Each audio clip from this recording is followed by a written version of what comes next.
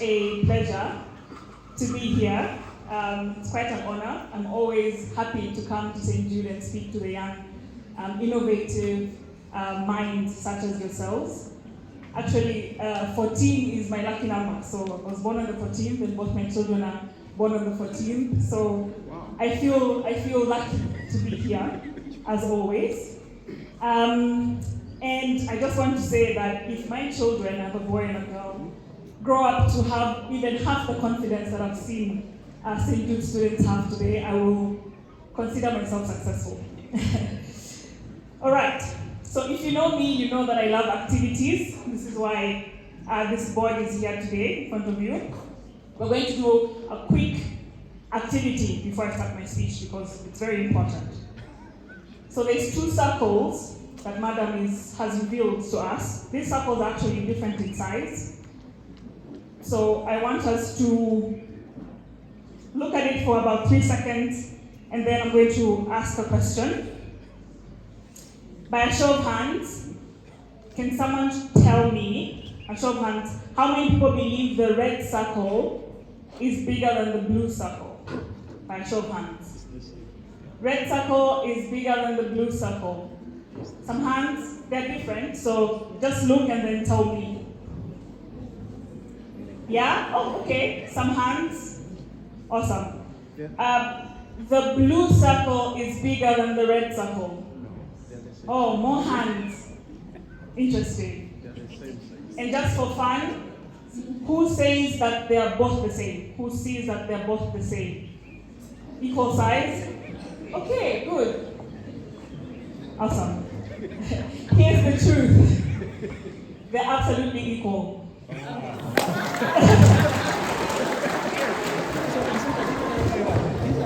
So, these circles are equal. But with just one sentence, I got many of you to doubt what your own eyes were seeing. All right? Why did this work? Because when something is said with confidence or repeated enough times, the brain begins to believe it, even if it's not true. That is how wrong ideas turn into beliefs. And if many people adapt it, that belief becomes culture. And if it's done over a period of a long period of time, it becomes tradition. Today we're going to talk about the word audacity, which means a confident or daring quality. As you take a new chapter into secondary school, I hope you remember these 3 messages linked to audacity. Those who were audacious enough to say, no, I don't think one is bigger than the other, they're equal. Message 1, believe the truth, not the noise. As you grow older, you're going to hear many things about yourselves. From classmates, from the internet, from society, and sometimes even from the adults around us. Some of these messages will lift you up, but many of them will not be true. Some will be repeated lies that people have believed for so long that they no longer question them. You might hear things like, you're too young to achieve that, girls don't take those subjects, people from your background don't go far. But remember the circles that we started with. They look different because I told you they were different, not because they actually were.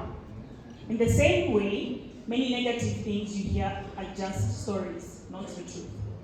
And the danger of this is, if you hear the same story again and again, you might believe it, even when it has nothing to do with who you truly are. So as you enter secondary school, remember that a popular opinion does not always mean that it is the right opinion. So trust your instincts. Message number 2, lead yourselves before you lead others. In secondary school, your responsibilities will grow. You'll have more choices to make, more people watching you, and more moments where you're called to lead, whether officially or not. But here's the truth that many people forget. Great leaders are not chosen out of the blue. Your teachers and your classmates won't point to you as a leader because of one big moment. They'll point to you because of the small things you do when no one is paying attention. You become trusted not because of a single dramatic act, but because of, 1, the small responsibilities you take seriously, 2, the small promises that you keep, and 3, the small examples you set every day for yourself. Leaders are not elected by accident. People watch you, and they will notice your habits and notice your consistency. They choose you because they have seen qualities like respect, honesty, discipline, kindness, and effort. So as you prepare for the next stage, ask yourselves, can people rely on me? Do I get the right thing? Do I do the right thing even when it's unpopular? Can I be trusted with someone's confidence?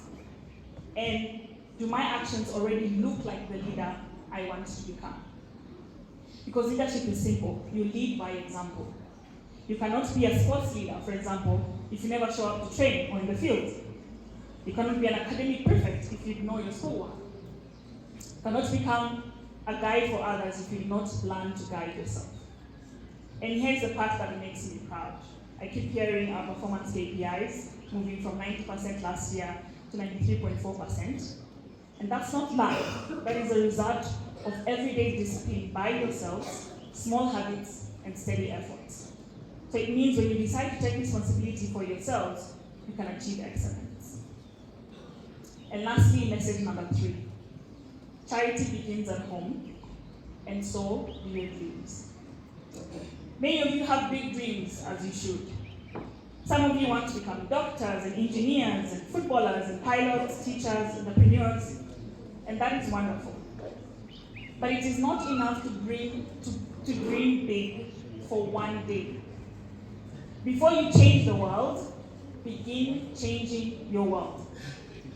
If you want to be a footballer, for example, or those who are passionate about sports, ask yourself, are you helping young kids in the community learn the basics of the sport they're passionate about? Are you part of the community training clubs? Do you practice in ways that inspire others? If you want to become a doctor, ask yourself, what health information can you share with your siblings and classmates as of today? Are you the one reminding people to wash their hands and be clean? Are you learning about the human body now instead of waiting for someday? If you want to be an artist, ask yourself, how can you use your free time to create something meaningful for your school, which I see you already are, your church, or your neighborhood? How can your talent brighten someone's day right now? Engineers, lastly, ask yourself, what small solution can you build at home? Can you fix something? Can you design something simple for your parents or grandparents? Because here's the truth, you must start building the small version of your dreams today. Right here in your home, in your school, in your community. Many young people complain that others don't believe in what they say they will become. But remember, seeing is believing. So don't just tell people what you're going to be, show them. Let your actions make your dreams believable. When charity begins at home, it means your impact begins at home. Your dream becomes visible at home, and your passion becomes useful at home. And when the people around you see your consistency, your effort, and your contribution, they won't just believe in your future, just like St. Jude does, they will support it. In closing, I know there will be a translation to parents, but I'd like to speak in Swahili in these 2 sentences. To parents, kwa wazazi waliopo hapa leo, imani yenu kwa watoto wenu ndio inakuwa imani wanayoijenga ndani yao. Endeleeni kuwaongoza, kuwahimiza na kunena maneno ya kuwajenga, kwa sababu kauli zenu ndizo zitakawapa ujasiri wa kukabiliana na dunia.